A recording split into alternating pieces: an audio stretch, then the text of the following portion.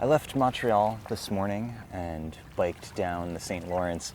There's a bike trail, La Route Verte, and it takes you all the way down through the Great Lakes regions. But to access it, you have to ride down the St. Lawrence, which is right behind me. I was just absolutely taken by the immensity and majesty that is this body of water. There's something great about cities. There's something magnificent about the structures that we build, but there's something divine about the natural world. There's no recreating this, right? There's only one of this.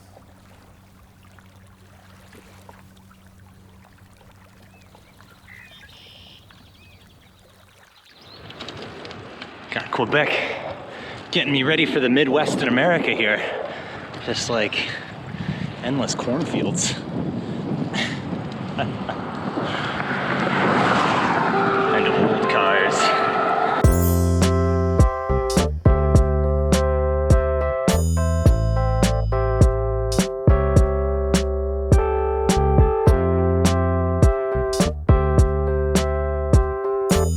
Just as I was coming up to this campsite, I had thought to myself, oh, push on for another 20 miles, knock off some more time.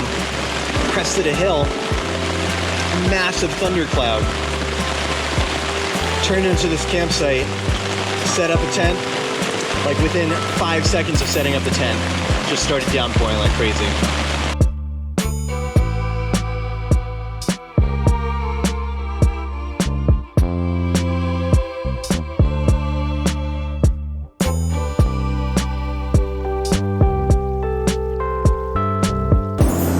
Got a green tea with mango. Showboat.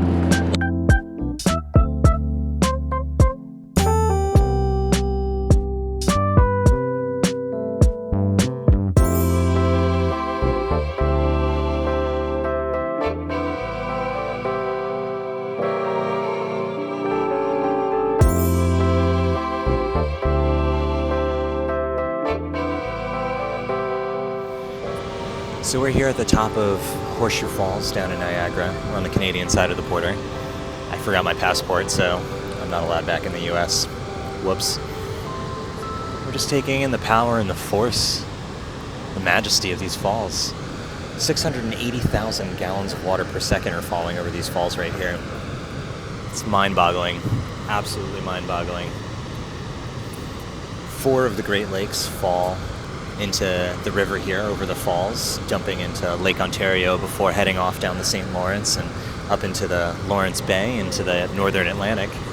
So this accounts for a full 1/5 of the world's fresh water. It's dumping over here at this moment.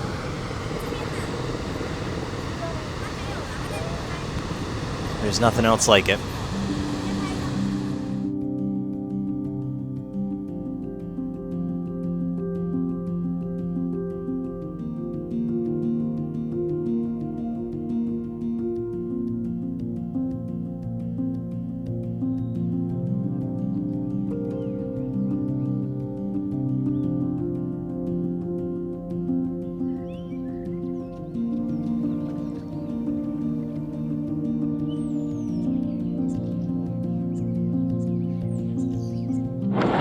So we're here following the Apple Route. The Apple Route is a 70+ kilometer road that follows a bunch of farmland outside of Toronto, just north of Toronto, along the Ontario, Lake Ontario.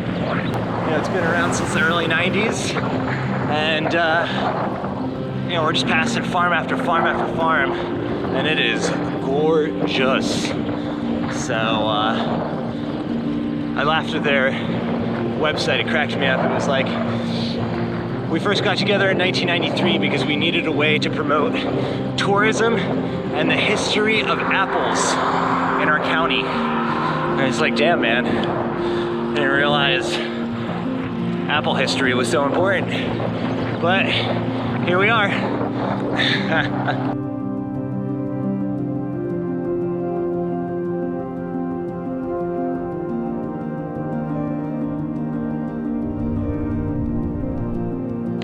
So, talk about unexpected things to happen. Check this out. This whole back piece just fell off. Well, I guess I'm gonna have to tie this up to my frame. That's insane. Half an hour later, but we got this all tied up. That's not too shabby, and it's not going anywhere. Score, I win. So, after fixing my bike, I have not hit one decent road in Ontario. It's just so bad. Look at these roads. But my knot tying skills have held up, and I'm pretty happy about that. We were biking by all these farms, and then I came across a sign that said Kelly's Fresh Strawberries, the Strawberry Whisperer.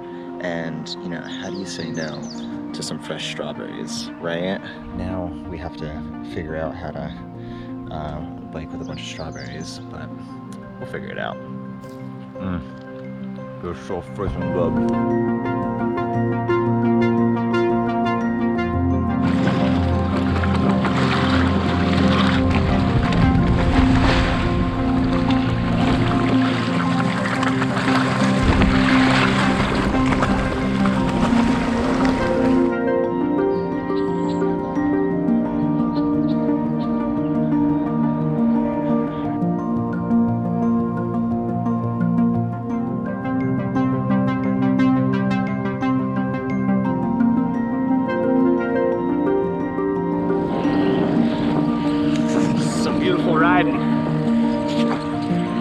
In my last video, I talked about the waterfront trail a little bit.